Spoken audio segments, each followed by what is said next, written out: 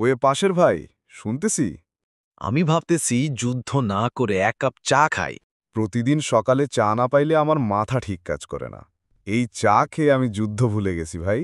চলেন একটা চুক্তি করি, প্রতি শুক্রবার দুই দেশের বর্ডারে শান্তি চা সম্মেলন হবে। চাটুর্য ভাই, যুদ্ধে কি মজা, চায়ের কাপে গল্প জমে। কি বললা? এত জোরে বলো না, বর্ডার না হোক আমার খানের ড্রাম ফাটবে। চা, যুদ্ধ বাদ দিয়ে চা। দেখি, আমাদের মধ্যে মিল একটাই, চা। যুদ্ধের চেয়ে চা অনেক ভালো। আমিও। আসলে আমাদের মধ্যে সমস্যা না, সমস্যা তো নেতাদের কানে কানে ফিসফিসানিতে। হ্যাঁ, আর যদি কেউ চা বানাতে না পারে তাকে কবিতা পড়ে শোনাতে হবে। ঠিক বলছো হবিব ভাই, যুদ্ধ নয়, এবার হোক টক শো। আমি ভাবলাম তোমরা যুদ্ধ করছো তাই চা নিয়ে এলাম, শান্তির চা। ওহো, আমি নির্দোষ। আমি শুধু খবর ছাপি, বানাই না। দারুণ, চায়ের কাপেই যুদ্ধ থামে, এই হেডলাইন আমি কালই থাকব। যারা যুদ্ধ চায় তারা এক কাপ ভালো দুধ চা খেয়ে শান্ত হোক।